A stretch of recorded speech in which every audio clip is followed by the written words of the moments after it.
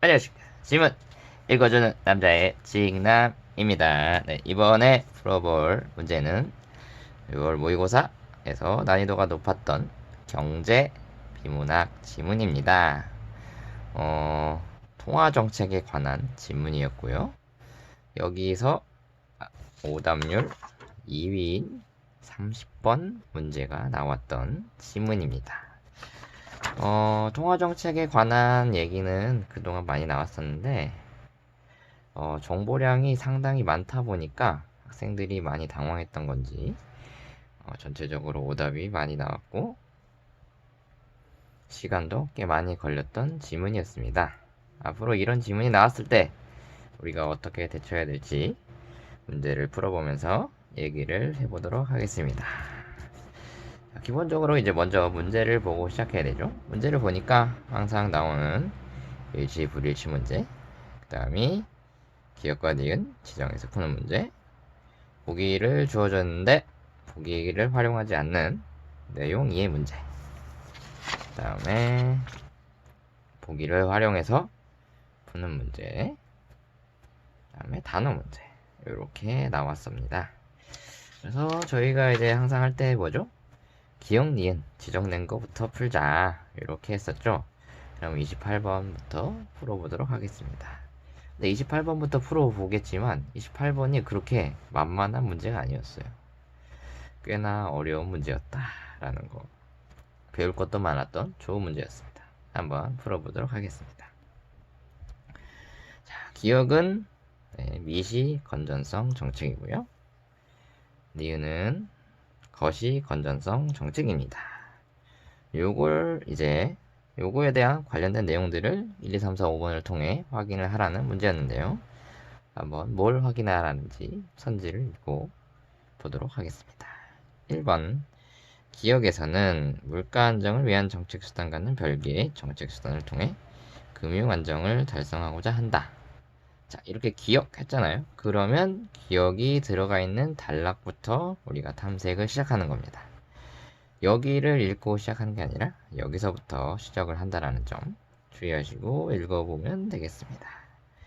금융을 통화정책의 전달 경로로만 보는 전통적인 경제학에서는 금융감독의 정책이 개별 금융 회사의 건전성 확보를 통해 금융 안정을 달성하는 미시 건전성 정책에 집중해야 한다고 보았다.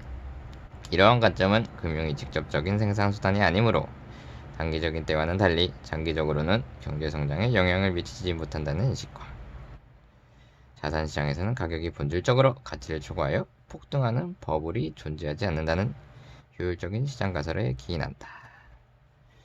미시 건전성 정책은 개별 금융회사의 건전성에 대한 일방적 규제 성격을 가진 정책수단을 활용하는데, 그 예로는 향후 손실에 대비하여 금융회사의 자기자본 한을 설정하는 최저 자기자본 규제를 들 수 있다.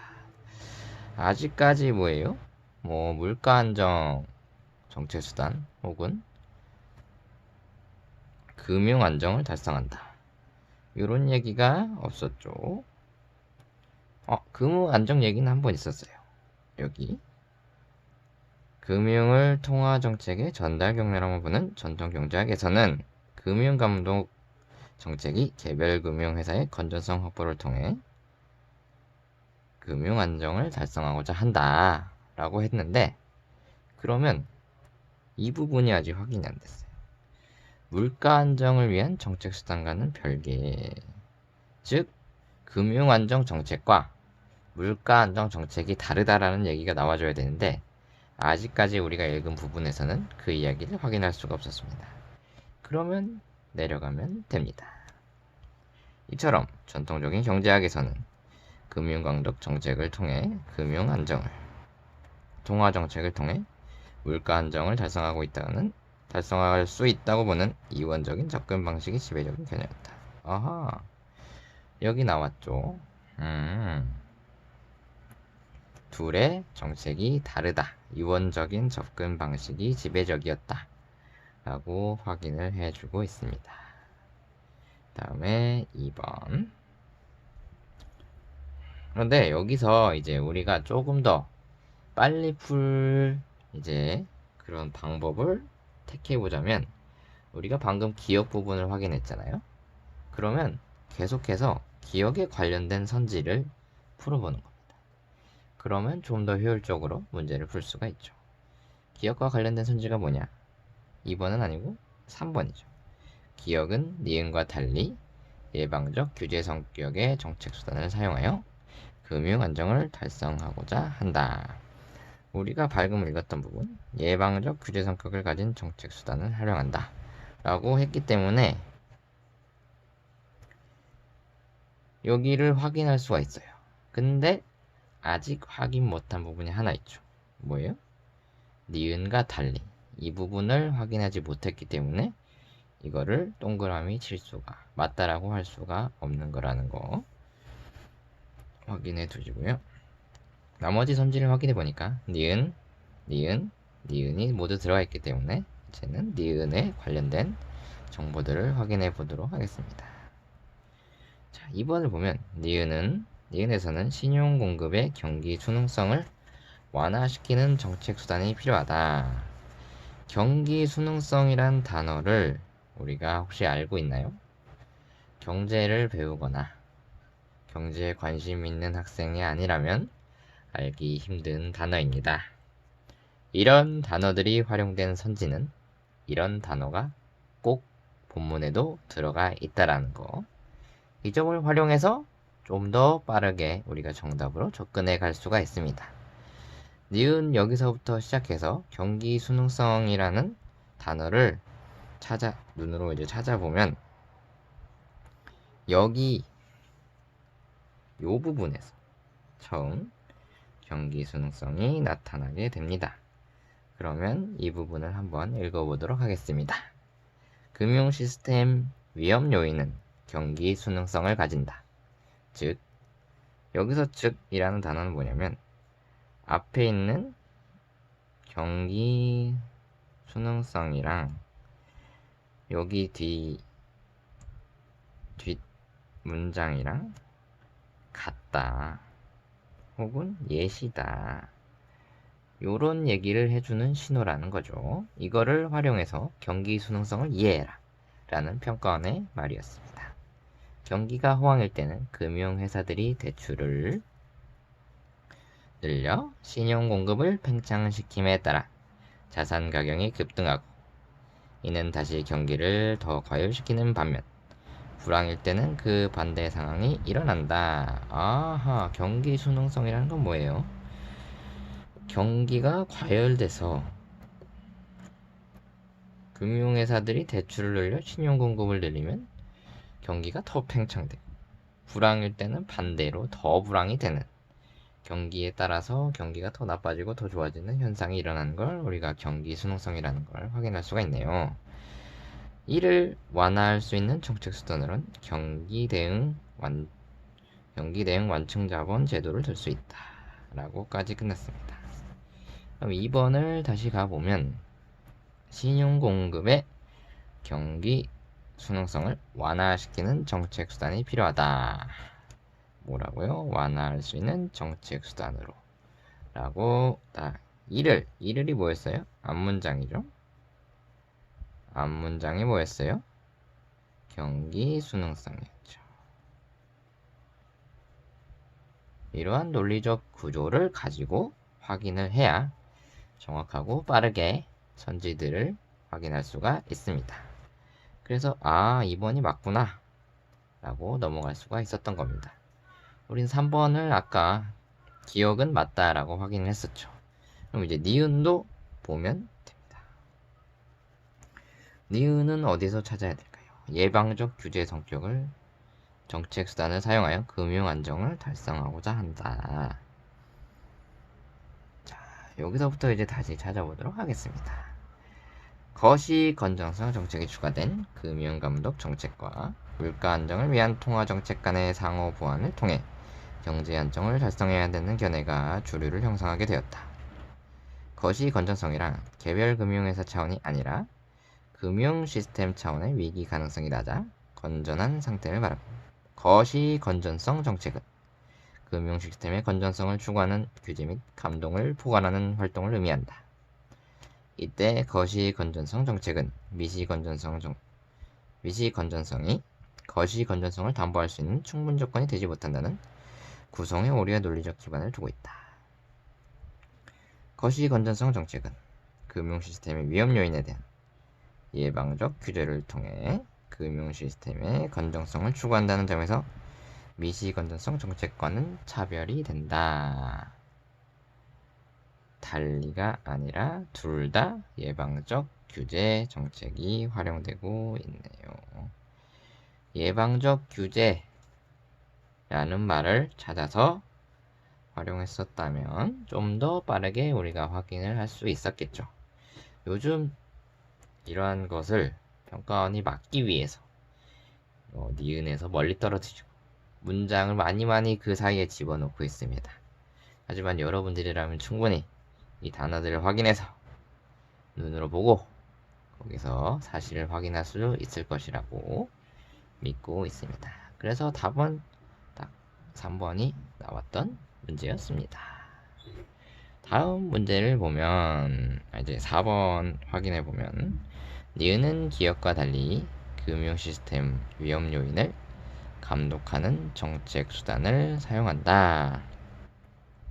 방금 읽었던 부분이 있어요. 금융 시스템 위험 요인에 대한 이렇게 확인했기 때문에 4번은 자동으로 맞구나. 그러면 이제 기업과 달리만 확인해야겠죠? 기업과 왜 다르냐? 여기는 뭐예요? 개별 금융회사에 대한 건전성을 예방적 규제 성격을 가져서 이제 막는다 그랬죠. 시스템과 개별 회사 차이가 있으므로 달리가 맞죠. 5번 기업과 니은은 모두 금융 안정을 달성하기 위해 금융회사의 자기 자본을 이용한 정책 수단을 활용한다. 아까 읽었던 부분에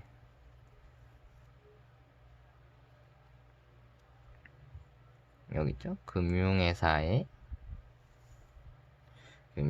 자기 자본을 하향 설정하는 자기 자본을 활용하고 있죠. 그리고 이제 거시에서는 어디 있느냐?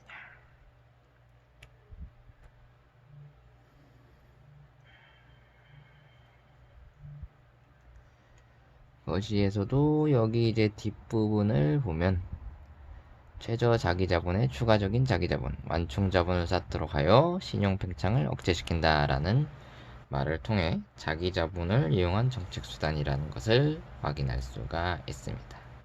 그래서 4번과 5번을 맞다고 할 수 있고요. 그래서 28번은 답을 3번이다 라고 낼 수 있었던. 하지만 나머지 손지들을 확인하면서 우리가 배울 게 많았던 좋은 문제였습니다. 이런 문제들을 자주자주 풀어봐야 모의고사, 이 평가원이 내는 논리적 흐름에 자신의 이제 사고 방향을 이제 맞출 수가 있게 되는 겁니다. 다음 29번 문제. 우리가 이제 미시 건전성 정책과 거시 건전성 정책을 모두 확인했기 때문에 한번 풀어보도록 하겠습니다. 미시 건전성 정책과 거시 건전성 정책 간에는 정책 수단 운용에서 입장 차이가 존재한다. 경기가 A일 때 B 건전성 정책에서는 완충 자본을 C 하도록 하고 D 건전성 정책에서는 최소 수준 이상의 자기 자본을 유지하도록 하여 개별 금융회사랑 관련된 친구는 누구였죠? 미시였죠, 미시. 그래서 바로 D가 미시인 걸 확인을 했어야 되는 문제였습니다. 개별은 뭐다? 미시. 그래서 미시구나, D는. 바로 이렇게 확인하고 그러면 자동으로 이게 B가 자동으로 나와버려요. B는 거시, D는 미시. 이게 자동으로 나오기 때문에 이 D만 바로 잡고 갔으면 엄청 빨리 풀릴 수 있었던 어려워 보이지만 쉬웠던 문제라고 볼 수 있겠습니다. 그럼 이제 남은 건 뭐예요? A가 불황이냐 호황이냐, C가 사용이냐 적립이냐. 자, 이것만 남았는데요. 불황과 호황을 얘기했던 부분 바로 여기입니다. 이 제도는 정책 당국이 경기 과열기 금융회사로 하여금 최저 자기 자본의 추가적인 자기 자본, 즉 완충 자본을 쌓도록 하여 과도한 신용 편향을 억제시킨다. 하편 적립된 완충 자본은 경기 침체기에 대출 재원으로 쓰도록 함으로써 신용이 충분히 공급되도록 한다.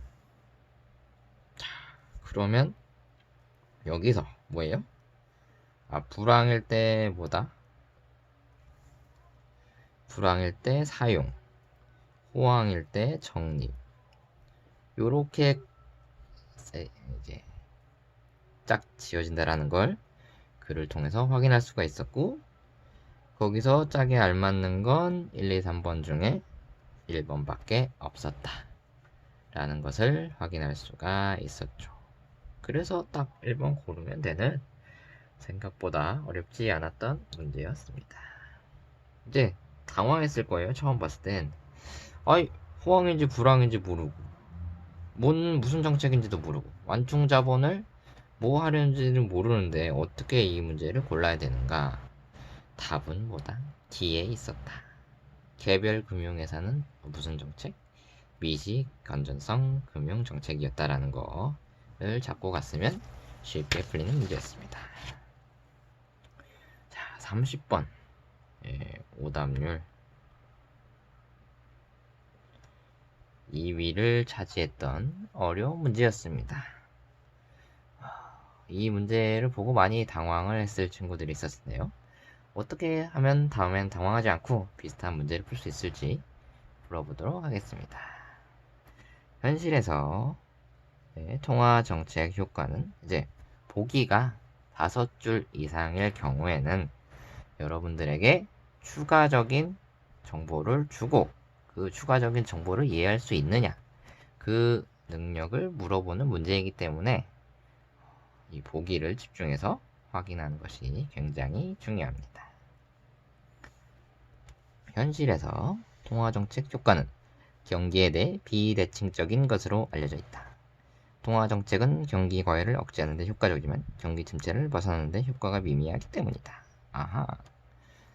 경기 침체를 극복하기 위해 중앙은행의 정책금리 인하로 진늘이 대충을 올려 신용 공급을 확대하려고 해도 가계의 소비 심리가 위축되거나 기업이 투자할 대상이 마땅치 않을 경우 전통적인 통화정책에서 기대된 효과는 나타나지 않게 된다. 오히려 확대된 신용 공급이 주식이나 부동산 등 자산 시장으로 과도하게 유입되어 의도치 않은 문제를 일으킬 수 있다라는 것을 확인할 수가 있고요.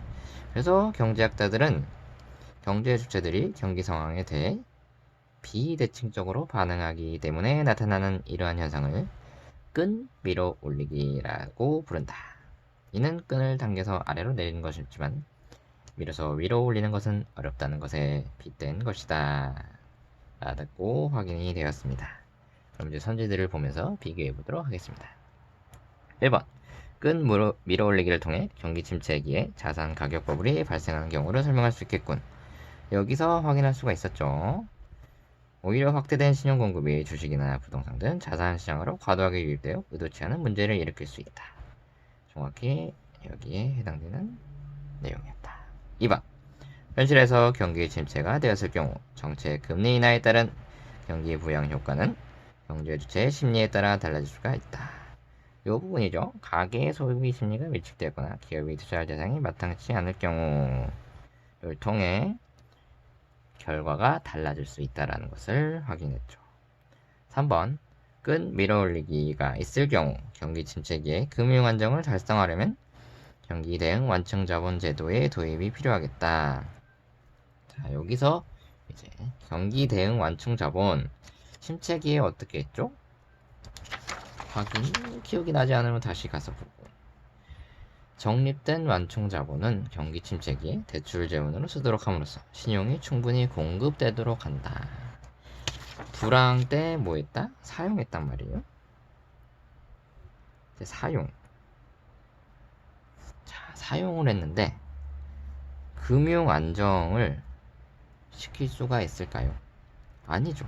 여기서 뭐예요? 오히려 확대된 신용 공급이 부동산 등 자산 시장으로 과도하게 유입해요. 의도치 않은 문제를 일으킨다고 했었죠. 그렇기 때문에 금융 안정을 달성할 수가 없죠. 이런 걸 이 경기 대응 완충 자본을 사용해서는. 그렇기 때문에 3번이 딱 답이다 라고 낼 수 있었던 조금 살짝 이제 겉으로만 보면 맞는 얘기예요. 뭐 경기 대응 완충 자본 사용하면 이거 금융 안정시킬 수 있는 거 아닌가? 근데 뭐예요? 경기 대응 완충 자본 제도에 불황시에 뭘 했는가? 자본을 사용해서 이제 사람들한테 풀었다라는 거. 그거를 기억했었다라면 충분히 답을 낼 수 있었던 문제가 아니었나 생각이 됩니다. 4번. 통화정책 효과가 경기에 대해 비대칭적이라면 경기 침체기에는 정책 금리 조정이 방안을 도입할 필요가 있겠군. 왜냐하면 정책 금리를 조절했는데 효과가 나타나지 않았으니까 다른 정책을 당연히 우리가 생각을 해야겠죠. 5번. 통화정책 효과가 경기에 대해 비대칭적이라면 정책금리 인상은 신용공급을 축소시킴으로써 경기를 안정시킬 수 있겠군. 그래서 이 5번도 맞다. 왜냐? 금리를 인상했는데 오히려 사람들이 뭐예요? 돈을 더 반대로 은행에 더 집어넣어. 그런 현상도 발생할 수 있어서 오히려 경기가 안정이 될 수도 있다라는 것을 확인할 수가 있죠. 자, 이제 단어 문제랑 일치, 불일치 문제만 남았습니다. 일치, 불일치 문제는 항상 맨 마지막에 푸는 게 좋습니다. 왜냐하면 저희가 벌써 맨 첫 번째 단락을 제외하곤 거의 대부분의 글을 문제를 풀면서 자연스럽게 확인을 해 두었기 때문이죠. 자, 그럼 이제 선지를 보면서 확인할 것들을 확인해 보도록 하겠습니다. 1번. 글로벌 금융위기 이전에는 금융이 단기적으로 경제 성장에 영향을 미치지 못한다고 보았다. 자, 여기 보면 금융 이전이 3개, 이후가 2개입니다. 그리고 글로벌 금융위기 이후가 이 부분에 나와 있습니다. 즉, 글로벌 금융위기 이전은 이만큼이란 얘기고요. 그 나머지가 전부 금융위기 이후라는 얘기겠죠. 요거를 먼저 확인하고 가면 훨씬 더 쉽게 풀 수가 있었다라는 거. 그러면 금융이 단기적으로 경제성장에 영향을 미치지 못한다고 보았다 라고 했는데, 이제 단기적으로 요 부분이 포인트겠죠. 전통적인 통화정책은 정책금융 환영 물가를 안정시키고 경제 안정을 통보시키는 것을 목표로 한다. 중앙은행은 경기가 과열됐을 때 정책금리 인상을 통해 경기를 진정시키려고 한다. 정책금리 인상으로 시장금리도 높아지면서 가계 및 기업에 대한 대출 감소로 신용공급이 축소된다. 신용공급의 축소는 경제 내 수요를 줄여 물가를 안정시키고 경기를 진정시킨다. 반면 경기가 침체되었을 때는 반대의 과정을 통해 경기를 부양시키려고다 한다. 아직까진 그 얘기가 없네요. 그러면 다시. 근데 우리가 이미 사실 읽었던 부분에 답이 있었습니다. 이러한 관점은 금융이 직접적인 생산수단이 아니므로 단기적인 때와는 달리 장기적으로 경제성장에 영향을 미치지 못한다는 인식. 즉 뭐예요? 단기가 아니라 장기라는 걸 여기서 확인할 수가 있었다. 기억을 조금 더 좋은 친구들이었다면 1번을 금세 찾을 수가 있었다. 물론 단기적, 장기적이란 말을 찾아서 그냥 내려갔으면 훨씬 더 빨리 찾을 수 있는데, 그런 방법들을 못할 수도 있는 친구들을 위해서 한 번 더 천천히 내려갔던 겁니다. 자기가 단어를 좀 더 빨리 찾는다. 단어 찾는데 좀 더 능력이 좋은 것 같다. 그러면 단어를 활용해서, 단기적이란 단어를 활용해서 내려갔으면 훨씬 더 빨리 찾을 수 있었답니다. 그다음 2번. 개별 금융회사가 건전하다고 해서 금융 안정이 달성되는 것은 아니라고 보았다. 이 부분은 바로 확인이 가능한 게 미시는 뭐였어요? 개별 금융회사들의 건전성을 확보하는 게 목표였죠. 그렇기 때문에 이걸 부정하면 이 글 전체가 부정하는 것이 되기 때문에 바로 아니라는 것을 확인할 수가 있습니다. 3번 경기 침체기에는 통화정책과 더불어 금융감독정책을 통해 경기를 부양시켜야 된다고 보았다. 여기서 이 부분을 어떻게 확인하느냐. 통화정책과 더불어 금융정책 두 개를 동시에 써야 된다고 했죠. 하지만 미시는 뭐예요? 통화정책과 금융정책을 따로따로 써서 관리를 하는 정책이었습니다. 즉, 둘을 한꺼번에 쓰는 정책이 아니었죠. 그래서 3번이 아니라는 것을 확인할 수가 있습니다. 4번 이제 여기 다음 부분이라는 얘기죠. 이후라고 했으니까 정책금리 인하가 경제 안정을 훼손하는 요인이 될 수 있다고 보았다. 그 부분이 어디 있느냐. 우리가 여기 부분을 가면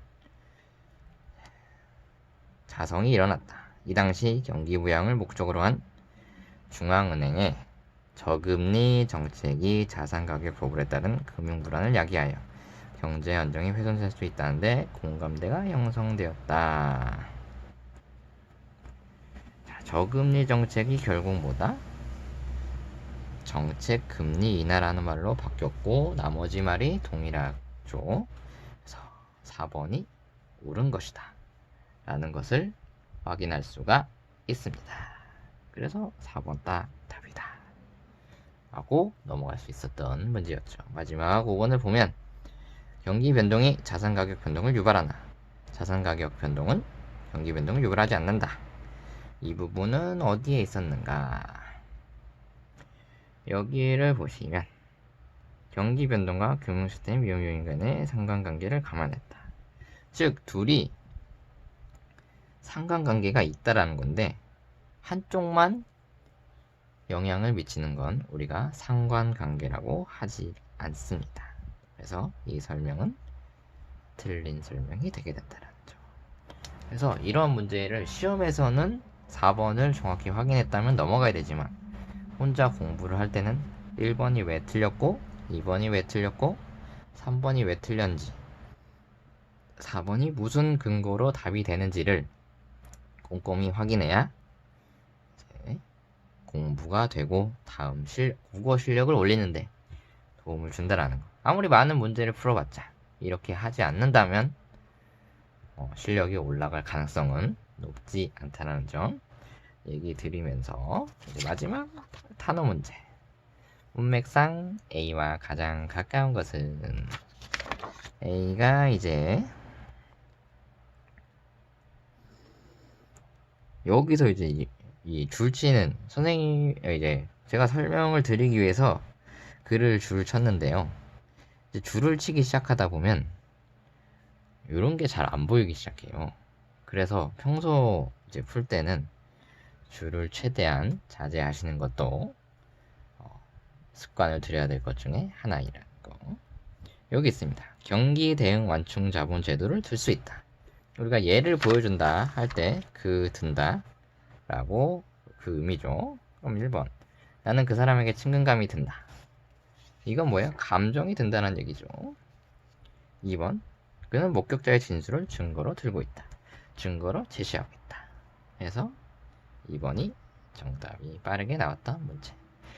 3번은 경지에 도달한. 4번은 하반기에 들자. 하반기가 되자. 5번은 적금을 들다. 적금을 이제 예금하기 시작했다. 그 의미로 쓰였던 단어들이었습니다. 네, 이렇게 경제 문제를 풀어봤고요. 어려웠던 만큼 공부할 게 많았던 좋은 질문이었습니다. 다음번에는 이제 가장 어려웠던 과학 지문으로 돌아오겠습니다. 감사합니다.